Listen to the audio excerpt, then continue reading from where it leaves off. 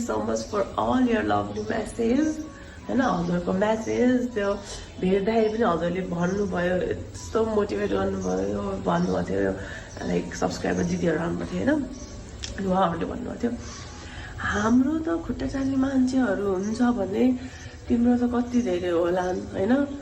life हो म अब युट्युबर भयो भन्दैमा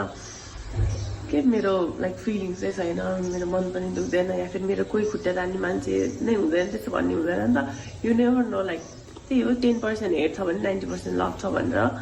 मैले बुझिसकेँ अनि हजुरको लक्ष्मी दिदी इज फाइनली ब्याक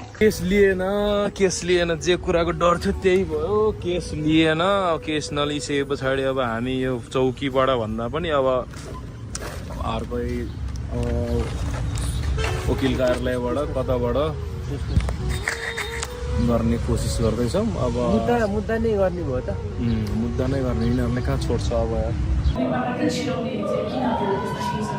होइन एरन थापाले अब सेकेन्ड म्याचदेखि चान्स पाइरहेको छ होइन अब तैपनि अब कतिपय कुराहरू चाहिँ अब कतिखेर छिराउने भन्ने मेरो भिन्न चाहिँ यहाँ पनि भर पर्छ र कतिपय कुराहरू चाहिँ अब पर्सनल पनि हुन्छ त्यो कारणले गर्दाखेरि पनि अलिकति ढिलो र छिटो भइरहेको छ त्यो चाहिँ अब त मैले यहाँ भन्न चाहिनँ होइन अब कतिपय कुराहरू चाहिँ त्यसले गर्दाखेरि पनि अब ढिलो छिटो चाहिँ हुने गरेको छ अब जस्ट मैले 2 वर्ष 3 वर्ष एडिसन लिग हेरिसकेँ मैले सिनियर नेसनल लेभल हेरिसकेँ अब मैले कुनै पनि प्रकारको दबाबमा आएर मैले काम गर्छु भने त्यो तपाईँहरूले सोच्दा पनि नसोचे हुन्छ होइन एरोलाई क्षमता देखेर हामीले लिएको है किनभने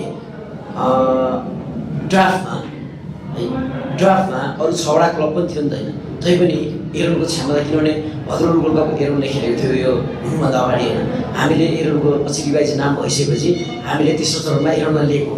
अब उसको क्वालिटी देखेर लिएको तर एरोन चाहिँ स्टार्ट हुनुभन्दा 2-3 दिन अगाडि चाहिँ उसको फुट इन्जोर भयो एङ्कल इन्जुरी भयो एङ्कल इन्जुरीको कारणले गर्दाखेरि उसले चाहिँ 1 हप्ता ट्रेनिङै गरेन क्या तैपनि एरोनले चाहिँ अब सेकेन्ड म्याचदेखि फर्स्ट म्याच त खेलेन तर ओभरअल 5वटै म्याच चाहिँ उसले सब्स्टिट्युटबाट कसो गरेर खेलिरहेको छ मैले चाहिँ ओभरअल सबैको अब टिम हेरेर अपोनेन्ट हेरेर चाहिँ मैले सबैलाई चान्स दिइरहेको छु होइन सामाजिक सञ्जालमा अब होइन अब सानो अब कहिलेकाहीँ हुन्छ होइन बोली अब खास मैले भन्न खोजेको अरू कुरा हो त्यो बोलीमा चाहिँ त्यो उच्चारण चाहिँ नमिलेर त्यस्तो हो गाली गर्नुहुन्छ होइन अब म छक्क पर्छु कि अब एउटा पोजिटिभ गाली आयो भने चाहिँ टिमको लागि र एरोनको लागि सबैको लागि भनौँ न गेम टिमको लागि अब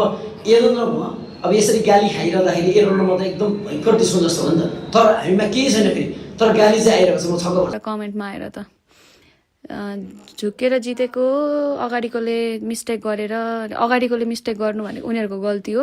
अब मैले पनि त मिस्टेक गर्न सक्थेँ त्यसो भए त आनन्दले त उनीहरूको पछि जान सक्थेँ खै मैले त आफ्नो प्रेजेन्स अफ माइन्ड हुन्छ नि लाइक कन्ट्रोल गरेर टक्क लगाएर बसिराखेँ नि त होइन